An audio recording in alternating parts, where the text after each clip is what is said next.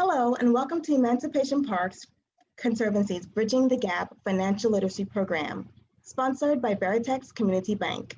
We are thrilled to have you join us today as we share great information about First-Time Homebuyers Workshop, presented by Veritex Community Bank and Diverse City Realty. My name is Patrina Johnson, Development Associate here at Emancipation Park Conservancy, and I will be a facilitator for today's webinar. Please note that this webinar is streaming live on Facebook and is also being recorded and will be made available after the event has ended. Also, please be sure to complete our program survey that will automatically pop up following the event. We will also put it in the chat area for your convenience. Since its inception in 2014, Emancipation Park Conservancy has served over 15,000 program and event participants and has reached over 200,000 globally. The Conservancy was formed to create a renewed cultural learning and recreational gathering place in the city of Houston. Our mission is to enhance Emancipation Park by preserving its integrity and enriching its heritage as a local, state, national, and international landmark. Our strategic outreach focus is supported by three pillars: education, economic empowerment, and health and wellness. We would like to take a moment and thank our corporate sponsor, Veritex Community Bank, for sponsoring our financial management series. Today's webinar is the second of 4 financial empowerment sessions in this series. You can visit our YouTube channel at Emancipation Park Conservancy to view our first webinar. And then you can also visit our website at www.epconservancy.org to register for upcoming events. We are so delighted to have Ms. Courtney Taylor, Vice President of Community Development, with us here today. Please help me welcome our sponsor as she shares information about Veritex Community Bank. Ms. Taylor? Good evening, everyone. I'm so happy to be with you all.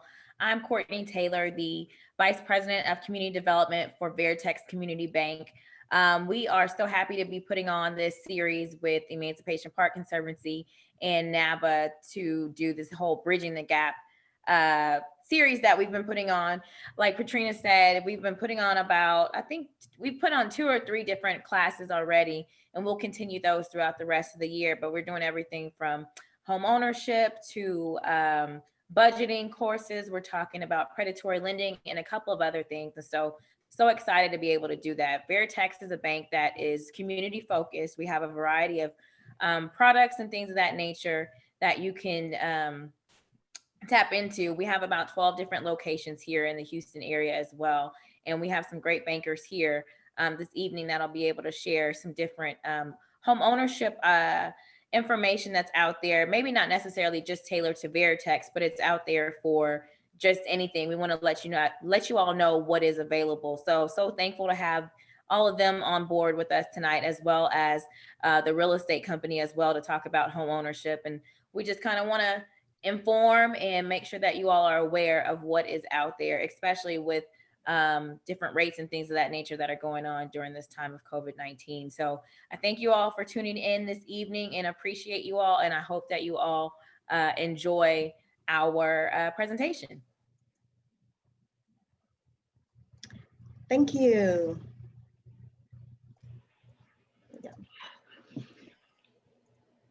There we go. Thank you so much, Courtney. Next, I would like to introduce our strategic partner, Mr. Billy Williams, President of National Association of Black Accountants. Please help me welcome our partner as he shares information about NABA. Mr. Williams? Yeah, thank you very much, Patrina. So yeah, again, my name is Billy Williams. So I'm the current president of National Association of Black Accountants. So we've been in the Houston area since 1970, pretty much since the organization was founded. Overall, the goal of NABA is to provide content and information and programming that allows those members in the accounting and finance arena to be able to better themselves, including at the professional and student level. But the organization is not just for accounting and finance majors. It's pretty much available for anyone that's a part of the business community, including entrepreneurs. We were started partnering with the organization, Emancipation Park Conservancy, last year to be able to help put on some of the programming in, and we're happy and thrilled to and pleased to be able to partner with you again this year along with the corporate sponsors. So again, if you want to know more information about NABA itself, you can go to our website at www.nabahouston.org. We normally meet on the second Tuesday of the month, and then along with the programming that we do here with the Emancipation Park. So again, thank you again for partnering with us, and we hope that we can continue this strategic relationship because we both have the same goal of listening as we climb, and as we continue to better ourselves, we can continue to better the others around us. So thank you very much for having us. Thank you, Billy and NABA, for your partnership in our Bridging the Gap Financial Literacy Program. In this evening's workshop, we will have two segments. The first segment will be led by Ms. Jessica Odom, along with her husband, Alvin Odom, Realtor at Diverse City Realty. She'll be sharing great information about home buying 101 strategies and navigating the home buying process. In the second segment, Gretchen Grace and Leanne Mitchell will share information about mortgage origination and underwriting requirements. After the presentations, we will open the floor for questions. I invite you to use the Q&A feature throughout the webinar. And for those of you who are streaming live with us on Facebook, please feel free to drop your questions in the comment section. We will try our endeavored best to answer all of the questions. Without further ado, Ms. Jessica Odom. Hi, everybody. Thank you so much, Patrina, NABA, Veritex, for allowing us to be here today. My name is Jessica Odom. I'm with Diverse City Realty. I'm a licensed realtor in the states of Texas and Nevada. I'm so excited to be here with my husband, Alvin Odom, who is with Diverse Markets at Charles Schwab. And one of the things we love to do is educate individuals on the home buying process. So thank you so much for having us, Alvin. Glad to be here, everyone. And we're going to try and start off by sharing our screen. So let's see if we can kind of get that piece done first and foremost and bring up a presentation. So just bear with me for one moment here.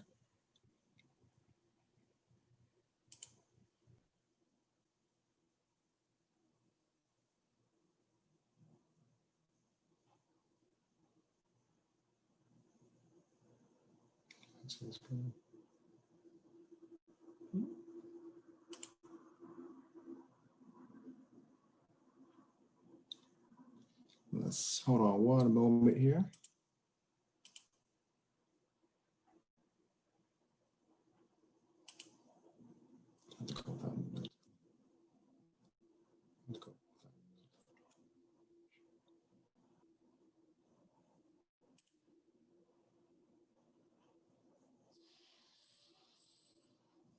Okay, and I think everyone can see that. Yes. Katrina, do you mind speaking? Let me know if you can see the screen here. Absolutely, yes, we can see it. It's right in the PowerPoint view. It's going to go to the. It's going to go to the screen. If you do it, you should do that. So sorry about that. Give us 1 second. There we go. Can you see? What can you all? It's in the presentation slide view. Oh, it's on the slide view. Okay.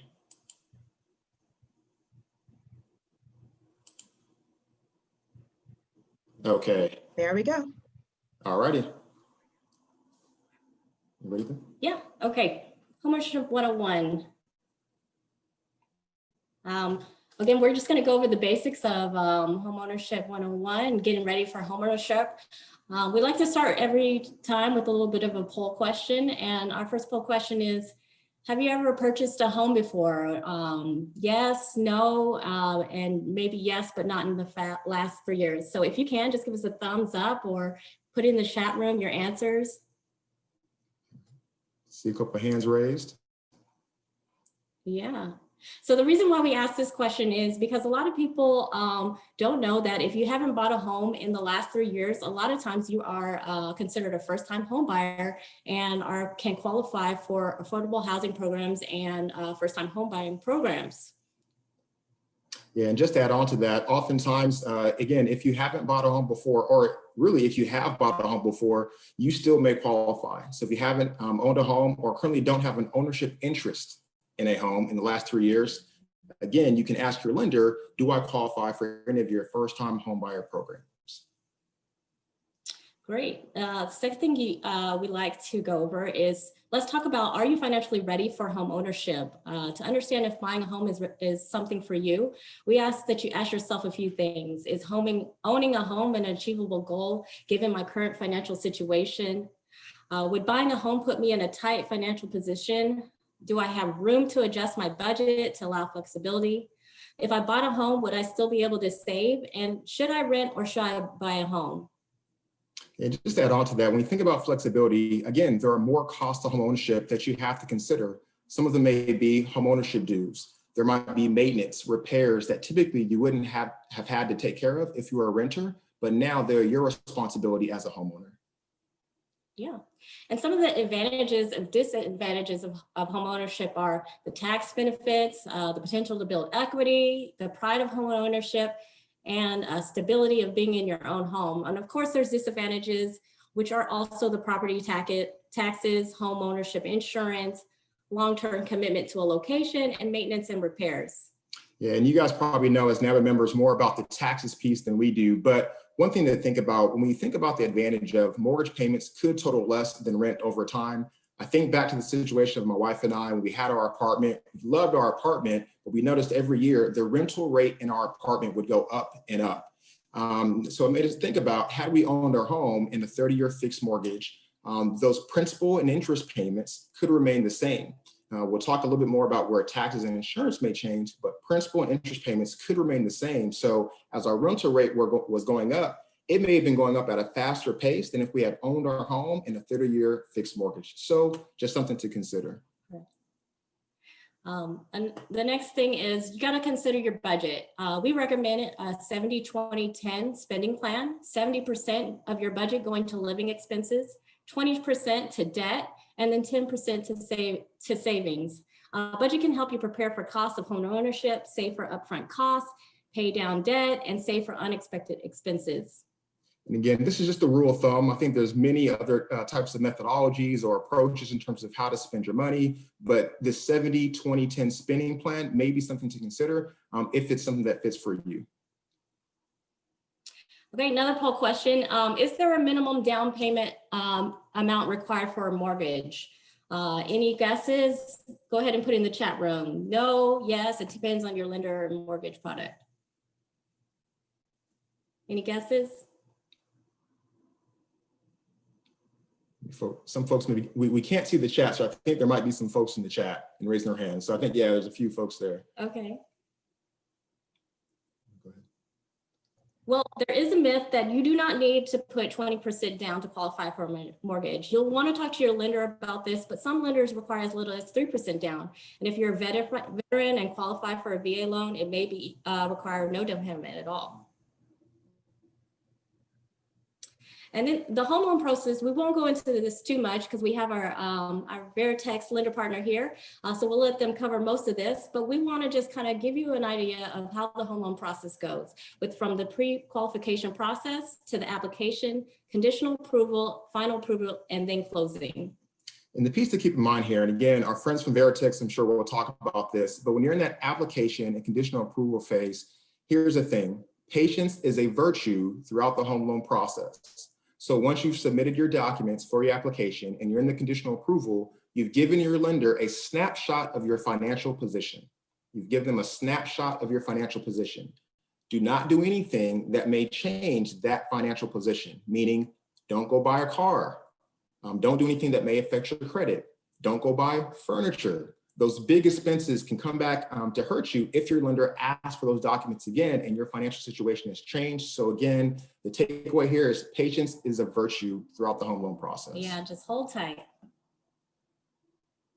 Okay, and now we'll just go over a little bit about what you need to buy a home. Another poll question, does your credit score have to be 700 or higher to qualify for a mortgage? Anybody know?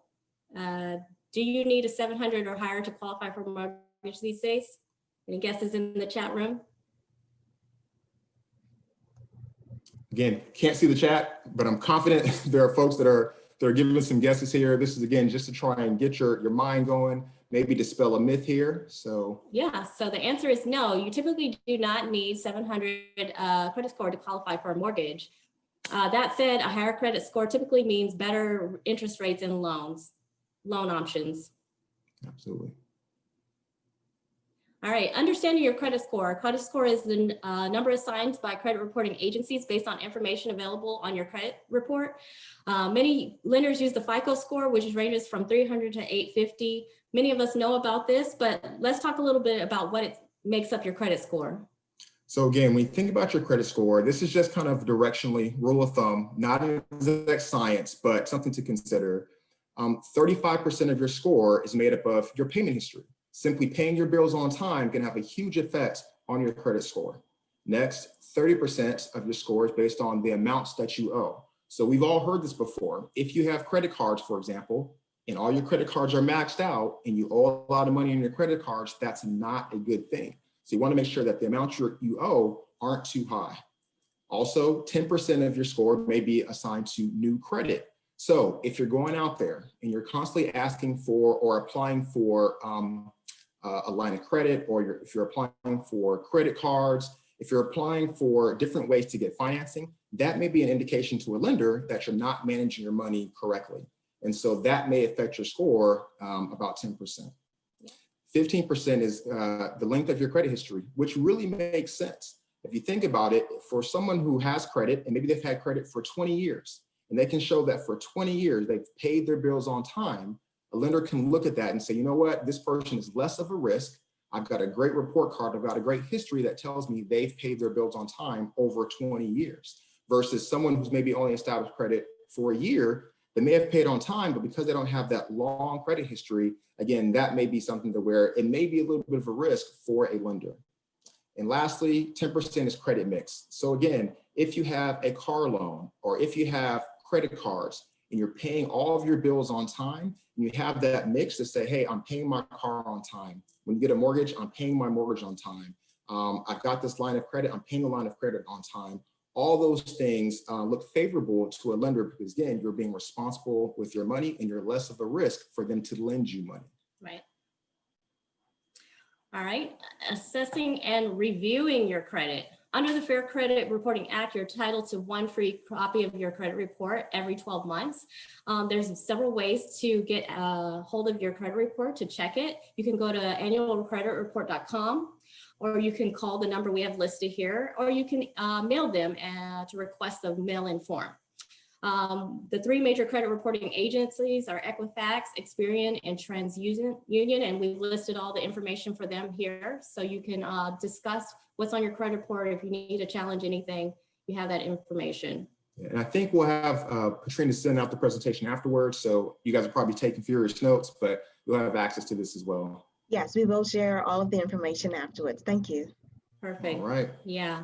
Now we just want to go over a few resources. So it's really important, even though we gave you this quick overview, that we always recommend you find a nonprofit housing counseling agency at the HUD.gov to take a first-time homebuyer class. On the site reflects resources. You can get the HUD-approved housing counseling agencies, which sometimes qualify you for first-time homebuyer programs. And I think Veritex can speak more to this. And then agencies are sorted by the city within the selected state. You can also find tools for homebuyers at www.consumerfinance.gov/owning a home, and as well as ficoscore.com/educations. These are all really awesome resources that we constantly give out to friends and clients to give them a little bit more information about the home buying process. And just one piece to add here, oftentimes when you go to those homebuyer education classes, it's very important that you find that there are HUD-approved housing counseling agencies offering those programs. Oftentimes you'll probably see in a yard, a fix your credit here, all those things. Again, you want to steer probably clear of those and find you a HUD-certified housing counseling agency that's giving that homebuyer education class. Now that class is probably going to be 8 hours. It may be on a Saturday, but again, as Jessica said, it may be one that qualifies you for an affordable housing product or program. So spending that one day to ensure you get maybe $10,000 could be very worth it. Then also you have access to experts. So in that class, there will probably be a real estate professional, a lender, someone on the title side, someone who can talk about inspections. So you have access to ask those questions to these experts before you get into the home buying process. It's a dynamic process. It can be very complex. So what you want to do is improve your confidence before going into such a complex process. All right. And once you get pre-qualified and you're ready to go out and find a house, you can contact me or one of my diversity partners or teammates, and we'll be happy to go through the home buying process, go out and see houses and get you ready to get those keys. So happy to answer questions at the end of this. I know it was very quick. Sorry, we couldn't cover everything, but I'm confident that we gave you a few things that you can take home with you to study, and feel free to email me at any time with any questions. Thank you guys so much. Patrina, let me try and get you back to the host. Thank you.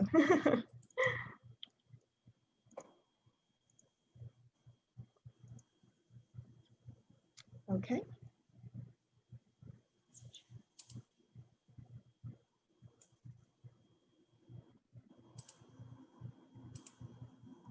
And while they're doing that, I will be getting the presentation together for both Leanne and Gretchen.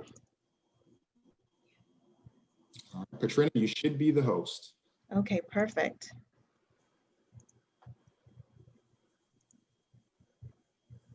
All right, are you guys able to see my screen, the Home Possible mortgage page? Yes. Perfect.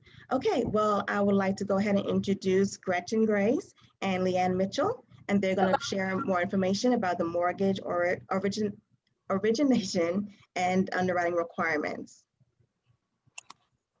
Hi there. Well, thank you so much, Courtney and Patrina, for inviting us to be part of this. I love being able to get out and make sure everybody knows what's available for our mortgage people and all of our people out there looking for homes. Thanks for joining this virtual Zoom. Gretchen and I both have been doing this forever, and this is kind of weird for us because we're used to doing these in person. So I'm probably a little awkward at this, and I do apologize. So with this we chose the Home Possible product. There are a couple different variations. This is one that I feel is just a little bit more user-friendly, for lack of a better word. But we're just going to touch on some key points here. So, and we can also answer some questions at the end about some other things that are available. But I loved that presentation that Jessica and her husband did. That was really good, because one of the first things that we were going to talk about is it's extremely important to get with a lender and do what's called a pre-approval. In today's modern world, those sellers are most often going to want that pre-approval letter attached to that contract, because they're going to want to know that that buyer took the time to get with a lender and is ready to go. It makes them seem definitely more into it, as well as just that they're ready to go. And really, honestly, each individual person that comes to me, and I think Gretchen and even Jessica would attest, everybody's completely different with what their goals. And so just the best thing is to have very open dialogue with your lender and tell them everything kind of that's going on with you. And that way we can really tailor almost to the key exactly what you're going to need. I mean, that's what we do all day long. So, just that's the first thing that I would suggest. And if I can just add one thing, I think Jessica and Adam made a really good point about budgeting. So we have what we call a debt to income ratio, which is a percentage of your gross income that we expect that you should be able to spend on housing. But frequently that ratio may be higher than what you feel comfortable in paying. So the budgeting piece is really very important. So you need to have an idea in your mind when you contact your lender of what you think you can afford, as well as what we tell you we think you can be approved for. I always think that's really an important question to address. Definitely. And Yeah, and one last thing before we kind of start this, your home buyer counseling or the home counseling, that is actually part of our disclosures that go out to borrowers. So they get provided with 10 potential places that they can call in each of our disclosure packages. That's something fairly new as of 2015. So, and then we also can provide you with those links ahead of time as well if you need them. But let's just go ahead and kind of go through. We've done a little PowerPoint that has just really some highlighted bullet points, and Gretchen and I'll just take turns going back and through, and then answer any questions that you guys have towards the end. So it is an owner-occupied property. A planned unit development is simply just either a subdivision with an HOA, a homeowners association, or it could be a townhouse or condos.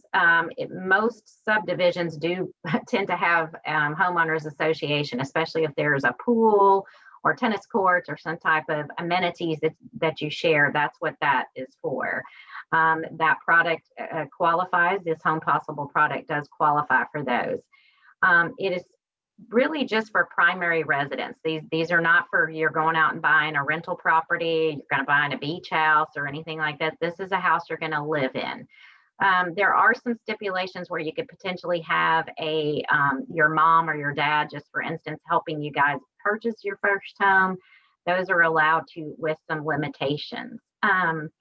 They are purchase mortgages, meaning you're purchasing a house in a first lien position. There's no other liens behind it. This particular product is a conventional loan, and for the most part, quite frankly, we're just offering fixed rate. I know it talks a little bit about adjustables down there, but we're really not offering those with our rates being so low right now. The word adjustable is usually not used. Not much advantage to it right now. I'm not sure. Can that screen scroll a little bit, Katrina? Sorry.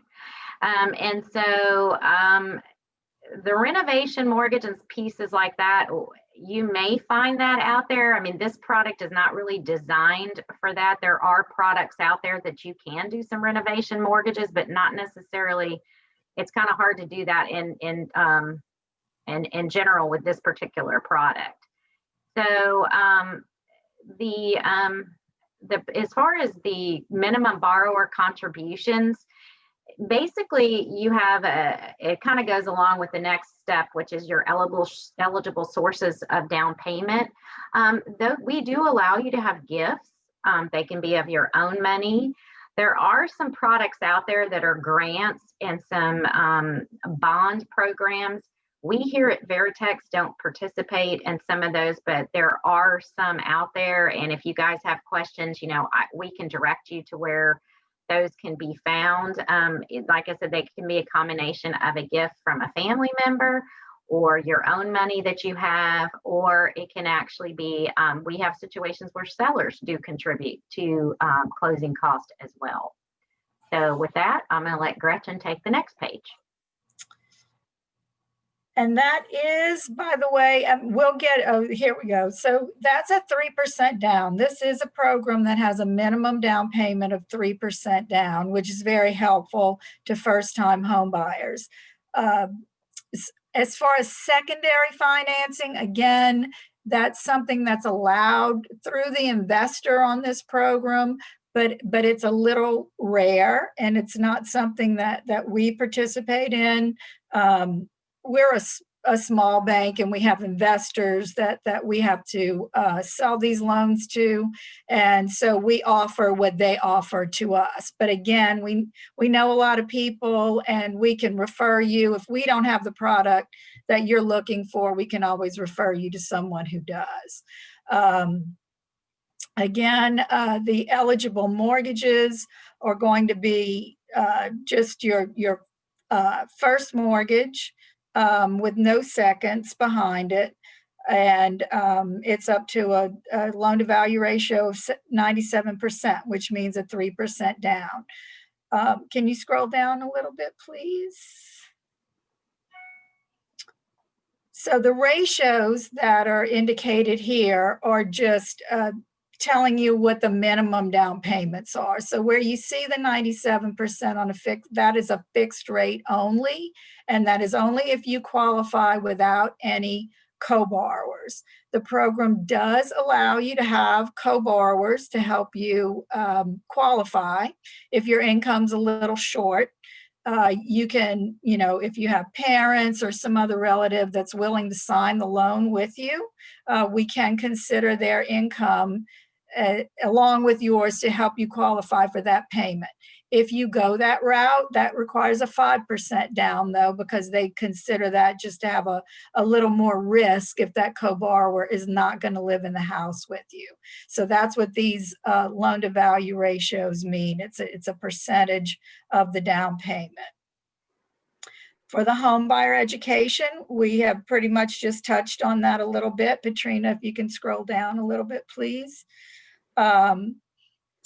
HUD offers some very good programs, and we have Freddie Mac offers some. I believe they will do them over the phone, and but any HUD approved program or class is acceptable, and there are a list of them. I think Leanne said that we have about 10 in our disclosures, and if you have not taken that through an agency, we can refer you on that. And it's also on the Freddie Mac website, and there's a lot of different places where you can access that information, but we can certainly assist you with getting that done. Some of them are even the ones, there's a few of them with regards to the mortgage insurance partners that we can send you links, and those are free too. So the Freddie Mac program's also free. I'm not sure HUD might be as well, but.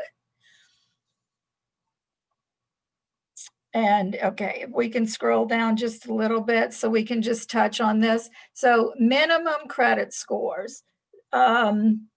These are dictated pretty much by the lender.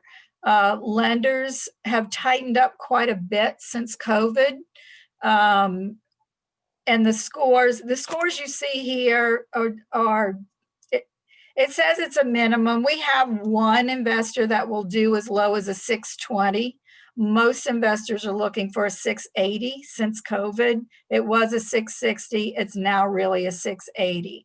So that is what they're looking for on any type, FHA or these conventional first-time home buyer programs. That may be temporary because it was just implemented, I guess, in April, but that's what we're looking at right now. The borrower income requirements, there are limits to the income on this particular program. There is none on FHA. This program has income limits based on the county. So for instance, in Harris County, the maximum income for the family is $64,000. We didn't pull up Fort Bend and Montgomery, but it's very easy to do. The website is easy for us to, it has a lookup tool. So if you had any questions about a different county, you could just call us and we can go over that. Now, you'll see that Leanne had touched on this is for owner occupied only. However, if you find a duplex and you want to buy a 2-unit property, live in one side and rent the other side out, there is availability of funds for that through this program. They will be looking at some different guidelines, and that's something that you can get into with your lender if that's something that you might be interested in. And next page, Leanne. Yes. Okay. Was that the top of it? Yeah, that's the top. Yeah, that's okay. Mortgage insurance. So mortgage insurance is kind of one of those acronyms, MI, that the people that aren't in our industry, sometimes it gets a little confusing. Mortgage insurance is required on any product from a conventional standpoint, which we're talking conventional here, if a borrower does not have 20% down. The Home Possible product has some kind of cool tools where it's quite a bit less if the borrower qualifies for it. So it takes into consideration, we have several mortgage insurance companies that we work for, and we put it's based off loan amount, down payment, as well as credit scores. They're very heavily credit scored. But if the person does qualify for Home Possible, which is the goal here, their rates are quite a bit less on a monthly basis. So, we would be able to look at that once we had their credit scores and could run those calculations, because that's going to be a really critical piece to their qualifying too, because as Gretchen mentioned, it goes into the DTI that we look for to keep ratios under control. As well as taxes and insurance. So, all that when you're sitting down and getting pre-approved and your budget, like we've all kind of talked about, kind of have a little idea about what the taxes are looking like in the neighborhoods that you're looking like, because our taxes can be, especially in our outlying areas, can be a little more expensive. So, we can pull up Zillow, we can look at HCAD for you to kind of see some of that too, but it's really important to get all that in with your mortgage payment calculation. So let's scroll down a little bit. I believe that Jessica and her husband touched about the ownership of other properties. As long as, I believe it is the 3-year rate that if you haven't owned one in a while, you are eligible for that. Again, the other forms are just kind of educational that you guys could go research. Scroll down just a little bit. We do get appraisals. That's a little bit of what that is talking about. And the rest of that is just pretty much delivering the loan to the investor. So that's probably it on that page. That's well, and then the ratios for the 2 to 4 unit properties. Right. So you can see there are larger down payments if you decide to buy a property that you're going to live in one unit and rent the others out. And actually, we say 2 units because that's more common, but you can actually go up to 4 units, but you would need 25% down. Right. And then we do have an attachment. Patrina has our attachment. It's a step-by-step mortgage guide, takes you from application to closing. I think she has that as a handout that you can download.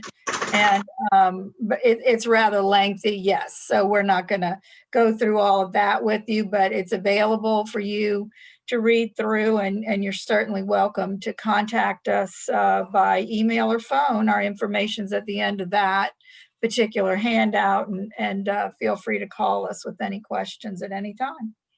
Yes, thank you guys so much. And then I guess we'll be around to answer any questions that y'all have at the end of the presentation as well. Thank you. Thank you. I'm sorry, I was on mute. Thank you so much. I really appreciate you. Ladies, thank you so much for the information. It was a wealth of information that everyone can definitely benefit from. I do want to share with everyone that at this point, we are opening up the floor to questions. And we know that a lot of information has been shared. And we know that by you being on here, you will have some good questions for as a first-time home buyer. And so please feel free to put your questions in the chat. Also, for those of you who are streaming live on Facebook, be sure to put your questions in that chat. We're monitoring that as well. And I do have a question right here in the Q&A. So here's the question. This may not be the right class, but do you recommend reverse mortgage? I can speak to that just a little bit, only because my father has one. So I think, it really depends on the situation. I do think it's a good tool for an older person who's having trouble making mortgage payments, or maybe the house is paid for and they need the equity to live on. I do think it's a good tool for that. I will say that it is expensive. It's an expensive program on the closing costs. We are not certified for reverse mortgages. That is something, when you do that, that is all you do. So I would contact someone if you have questions about it who is an expert on it. I don't see it as a detrimental program, but it depends on your situation. And I will say that the closing costs I know are quite expensive, but it does work out for many people. Thank you. Thank you. I do have another question. What is a good down payment amount? Well, it kind of depends upon the product. I mean, you could go as little as the 3% down on our Home Possible products. We also do 5% and 10% down on conventional. If you're a veteran and you qualify, you can do 100% loan.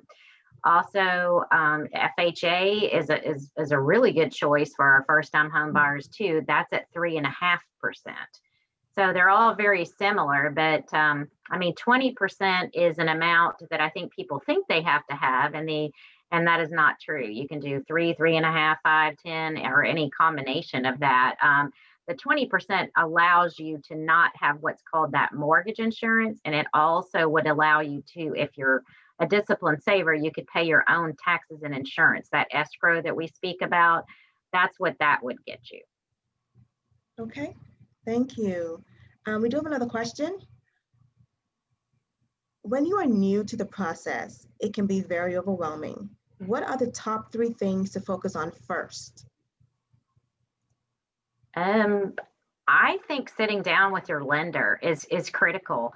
I mean, obviously, I'm guessing you've been looking at neighborhoods, you've gone to some open houses, you've gone in to look at some builder houses, you've, potentially spoken with neighbors and friends, and all that's great. But, really, once you hone in on that lender, and as well as a good real estate agent, because you do need a good real estate agent like Miss Jessica to help you out, but just sit down with that lender, or obviously not sit down with us now, but we're definitely available for you guys. And just really, I say this a lot, just be overly honest. I mean, if your Right. mom and dad are going to give you a gift, then tell your lender about it, because we don't care if you get a gift. We just have to be able to adequately document things. Or if you're getting a bonus check, or you're getting a big, or you're whatever, just tell us what your needs are. If you're a little worried about your credit, we can always, and I should have kind of talked about this, but there are ways that we can help you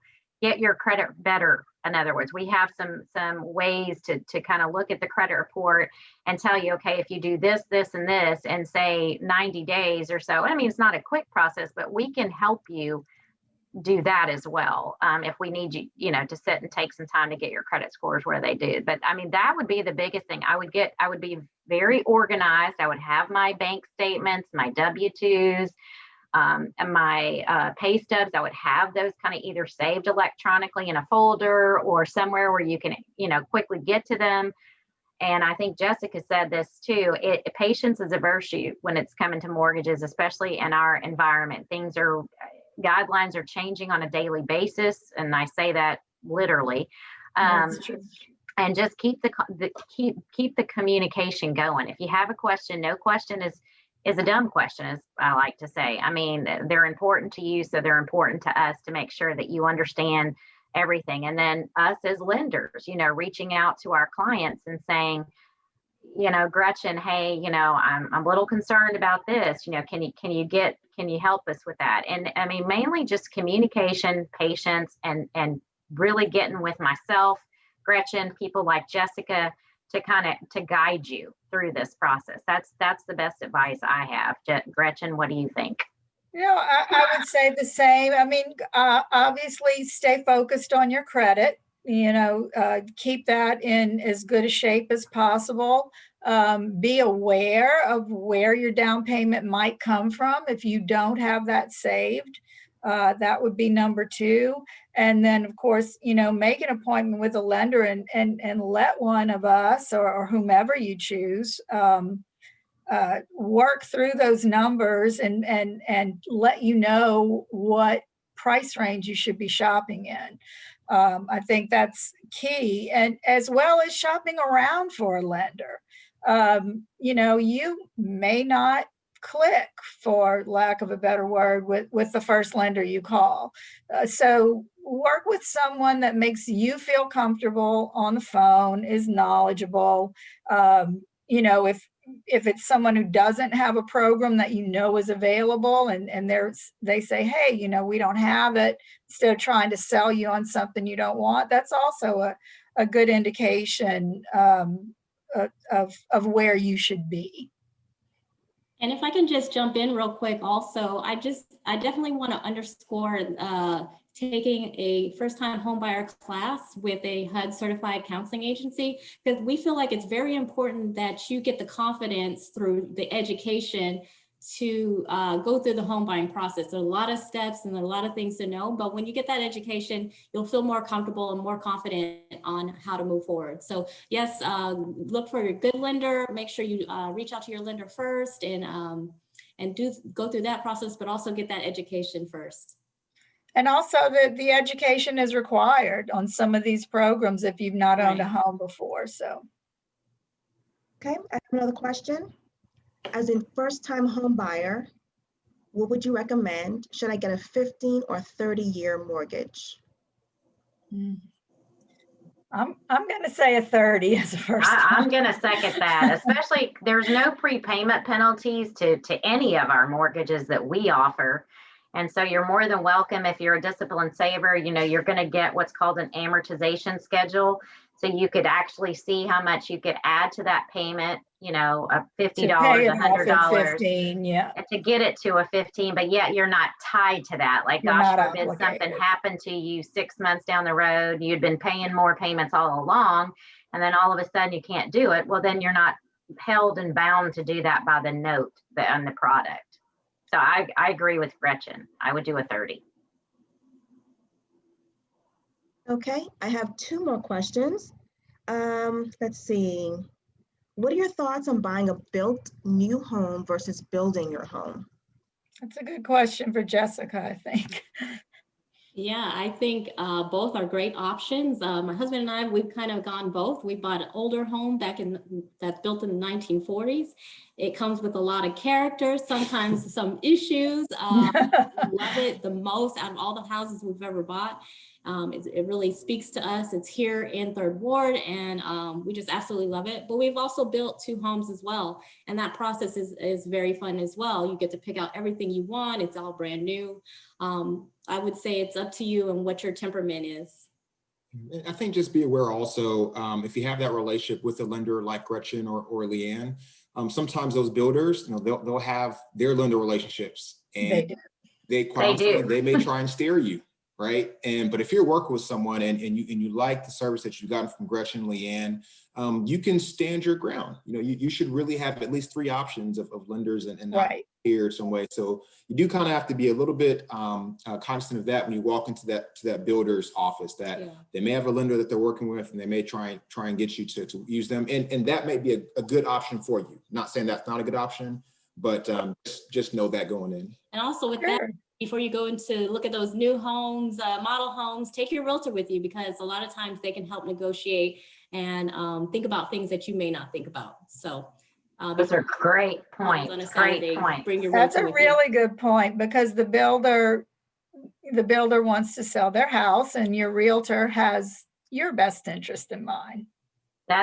Thank you so much for that, Jessica and Alvin. That makes us feel better when you got our back, because we have y'all's back. And I always tell people, because those builders sometimes, I mean, if they don't think you have a realtor, but yet you do, I mean, they need to know you have a realtor, and they need to know that you've taken the time to do some classes and counseling and already gotten pre-approved, and you really like Gretchen or myself or whoever, and you'd really like to continue to use them. So I like that. Thank you. But definitely see what the builder's lender has to offer. I mean, I'm always all about talking to about 3 lenders. I wouldn't talk to 10, but I think 3 is a good number. Yeah, absolutely. Okay, I have another question. I currently have a bankruptcy on my file. How would that affect, hold on. I currently have a bankruptcy on my file. How would that affect me as a first-time home buyer? How old is it? Oh, they didn't say. Okay. So I will say this, credit has tightened considerably. Usually, if you've made 24 months of on-time payments since the bankruptcy and your credit score has recovered, you can get a loan. Right now, I'm going to say it's probably a case-by-case basis. They're going to look at you a little harder, but it's not impossible. And in your case, I would definitely recommend the first-time home buyer class.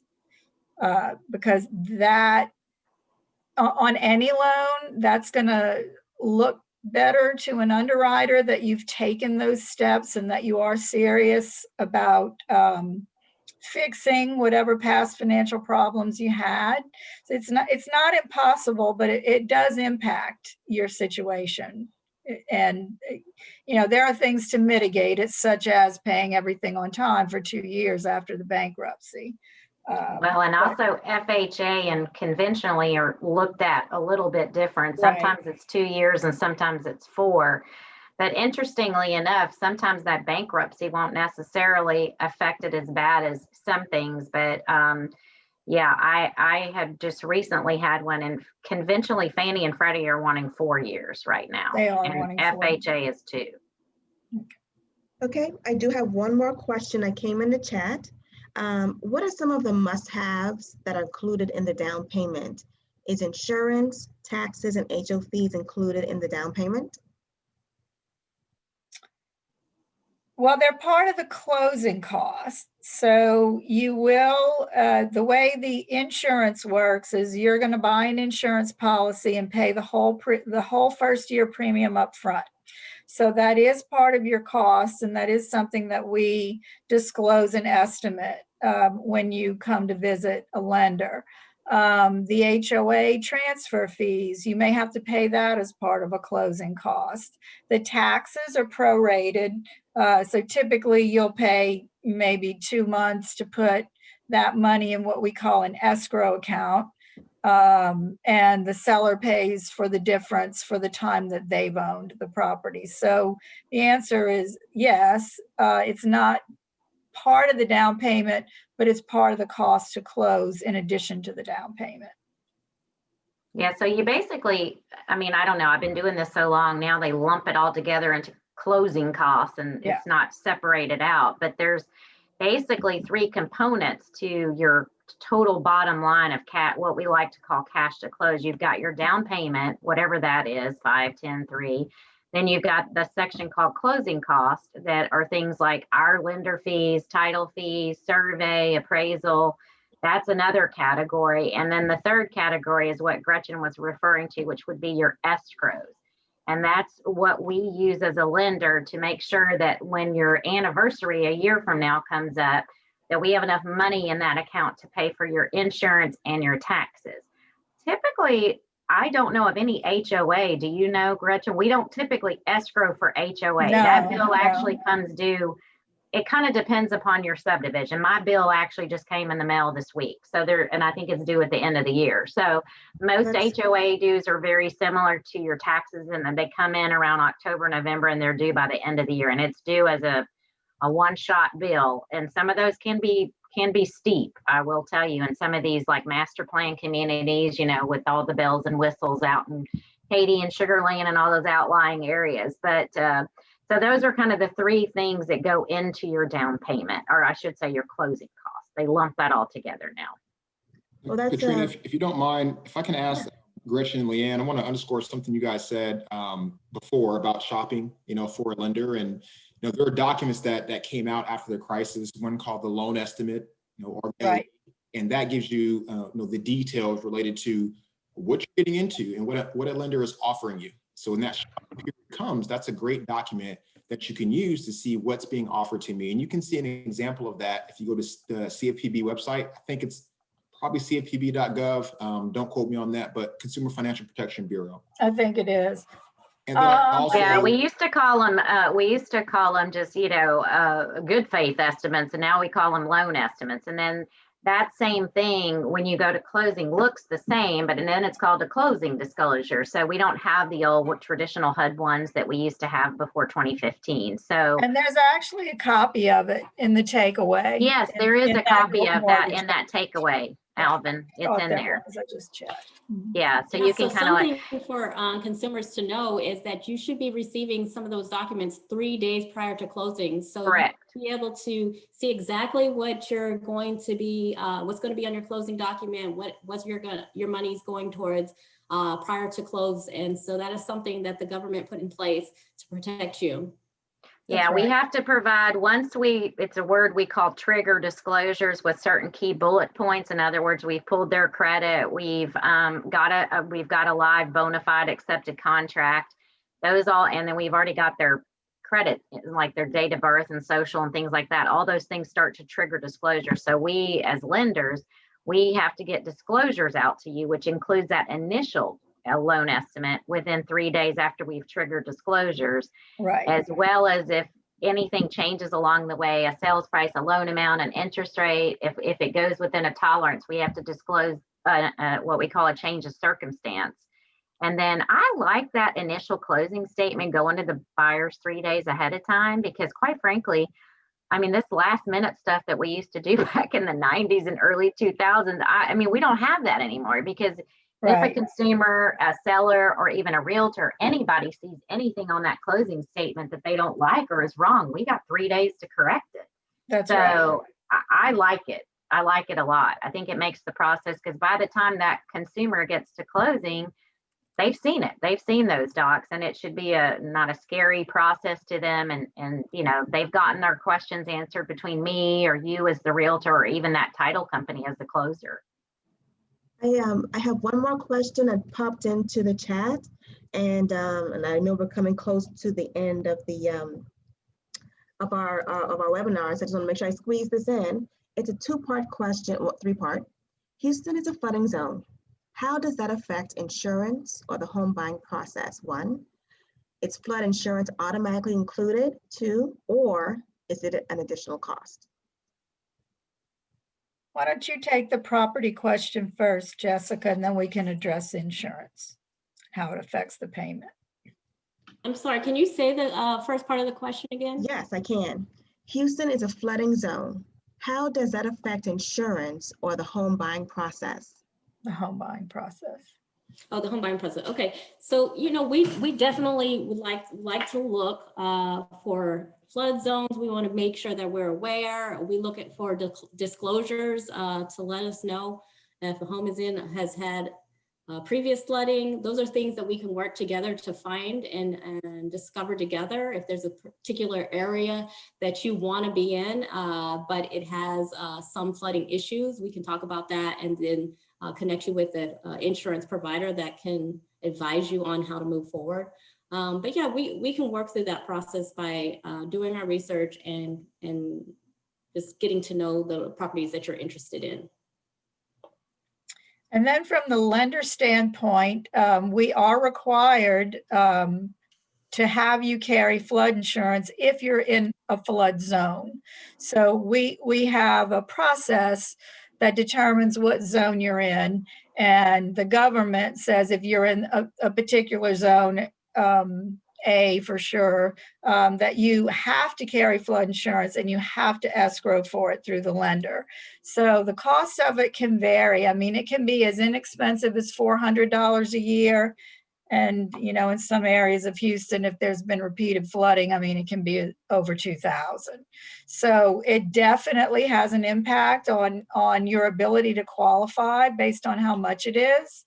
And it will definitely be added to the payment. So as soon as we know what that flood zone is, which frequently the listing agents, the realtor who represents the seller will know, and they will disclose, and you can kind of get an idea and an insurance quote maybe even before you come to the lender to determine if that's a house you want to buy under those circumstances. Yeah, I mean, for the most part, though, I mean, in the flood insurance in general is kind of, even if you shop, it's all FEMA driven. So, Right. I mean, I think Gretchen and myself both probably have flood insurance where we are, but, you know, it goes in increments. And once that insurance agent knows what zone they're in, then like you said, we can get them a quote. And I would probably encourage you, if you think you're buying something in a flood zone, to get that quote kind of upfront. Right. And kind of decide if you want the 200,000, the 250, or I believe the max you can ever get is even 500. So, but I'm not the insurance expert, but yeah, I would just, but yeah, I would definitely look at your zone. Zone A in particular is definitely in a flood zone. If something comes And back in zone I A. recommend that people buy flood insurance anyway. If you're not in a flood zone, it's inexpensive. Just a little bit about my personal background. I came from New Orleans. I left after Katrina. I did have flood insurance. My house was not in a flood zone. I went through Harvey. I believe in flood insurance, whether you're in a zone or not, because we're in a hurricane zone. And I think the right storm, as we have experienced, can flood any house. So that's just Yeah, my especially if you're not in personal the, like opinion. she said, yeah, I agree. I've always carried it, and it's extremely inexpensive. You'll spend If less you're than not in that a getting flood your zone. nails done every month for a year than you would in buying flood insurance policy. It's worth it. Well, thank you all so much. We are at the top of, well, at 7:30. So I want to make sure that we respect everyone's times. Everyone, we are so grateful for the information that you've shared with us. You've answered so many questions, and I'm sure that there'll be some more to come. And as they do come, we hope that people will be able to, reach out to you for more information. So with there being no more questions, we would like to thank you for participating in today's webinar. We would also like to take the time again to thank our sponsor, Veritex Community Bank, for their support in our Bridging the Gap Financial Literacy Program. If you'd like more information about Diverse City Realty and their services, or how to contact Jessica, you can contact her by phone or by email with her information on the screen. And if you'd like more information about Veritex Community Bank's mortgage services, or how to book a consultation with Gretchen or with Leanne, you can contact them by phone, email, or go directly to their appointment link on the screen. Thank you so much. Thank you for Okay. joining us, and thank you for having us. Bye. Have a good evening. Bye-bye. Thank you all You too. so Bye. much.